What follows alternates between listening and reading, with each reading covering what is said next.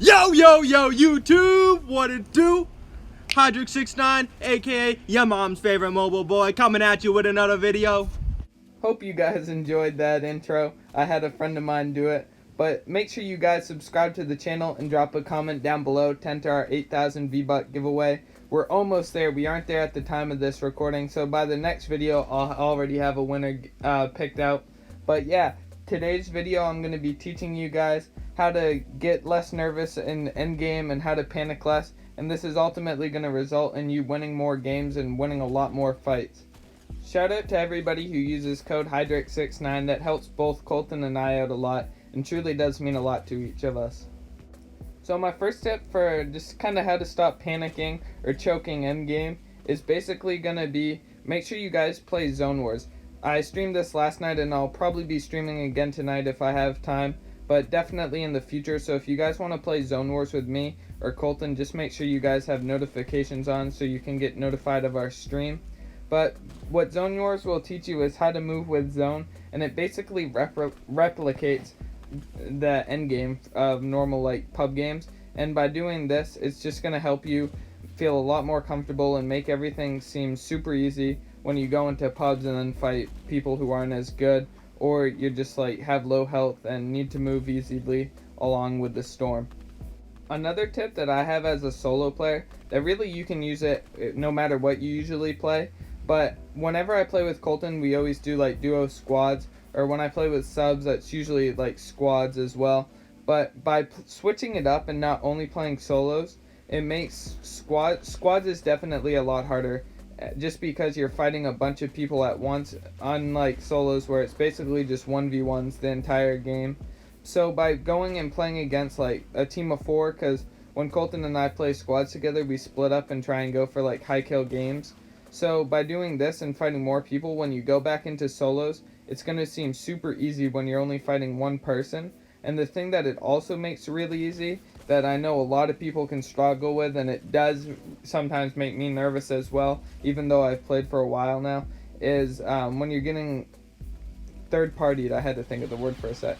But when you get third-partied and like maybe you're low health, usually the low health is stuff where I refer to because that's when I get nervous. And probably don't play as well as I should.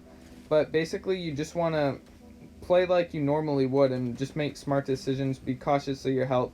Don't play overly aggressive if you don't have to. I'd recommend that you guys try solo squatting if you don't do that already, just because like I said, it's just going to make solos seem so much easier. And if you're not good at solo squatting, something I still do to this day, and it's helped me a lot. It's just doing solo duos, just because it's 2 less people to worry about, and sometimes you're only like 1v1ing people, because usually a partner has died or somebody's been knocked. So it's kind of like a good warm-up to trying to get solo squad clips, and I know that's something Colton does, or used to do as well.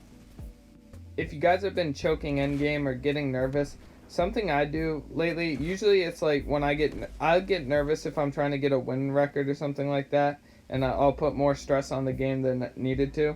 But if you just focus on like every kill at the moment it's happening and don't worry about anybody else, you'll find yourself playing a lot better, and everything will come pretty easily compared to how you normally would be playing. Just because when you start stressing about where you have to go next, it really doesn't help you win any of the fights. But you do want to be cautious and like know where you're going to go after you get the kill, just so you can be quicker, and the quicker you are, the quicker you're going to be able to find kills and hopefully get higher kill games.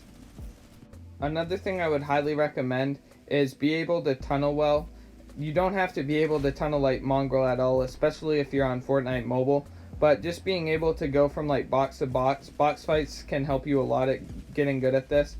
But by breaking into other boxes and branching yourself off from where you originally started, if you're low or if you need to get away from somebody, this is going to be the key at doing that without getting shot. I'd also recommend doing this because it helps in arena a ton, because everybody in arena endgame is usually boxed up and it's basically box fights. So if you practice box fights, you're going to be a lot better at arena. And in normal pubs, if you're able to box well, usually you can throw off any bots that you're playing against off. And really, ultimately, you're only going to get nervous if you're newer to the game or it's like a high kill game and you're trying to get a win streak. So really, just don't place too much importance on it. I know that it sounds hard to do, but if you just treat every game like it's a normal game, that's how I found myself to find my best games and get my best gameplay, is by not overreacting at all to any of your clips or any of your gameplay. And this will make everything just seem normal, like it's practice.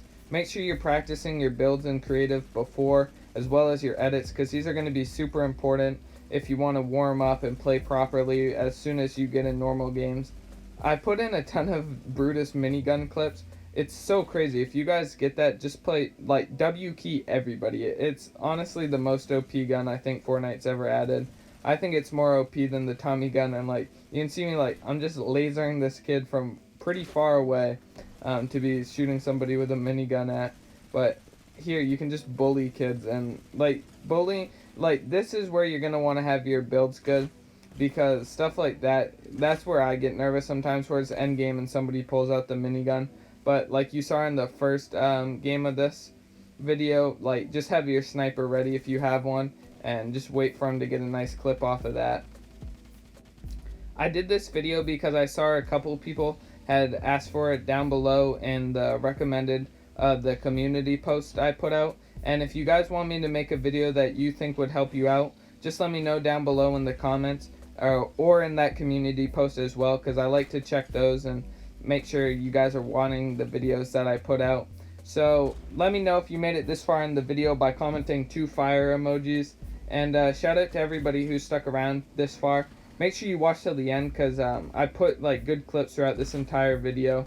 There are some really good snipes at the end of this one as well, and some nice kills overall that'll just help you by watching. By watching better people, you're going to learn how to play better. So if you're better than me, you can still learn stuff too as well. And if you're not as good, like, just take notes basically, and kind of try and copy the stuff I do that you think works and will work for you. But I hope you guys enjoyed this video. Drop a like on it if it did, because it truly does mean a lot seeing all the support. Like, it just is more motivation to both Colton and I to keep pumping out content. And I think I'll be doing a live stream tonight if you guys are interested in that. That's going to be it for me. Hope you guys enjoy and stick around to the end. Peace!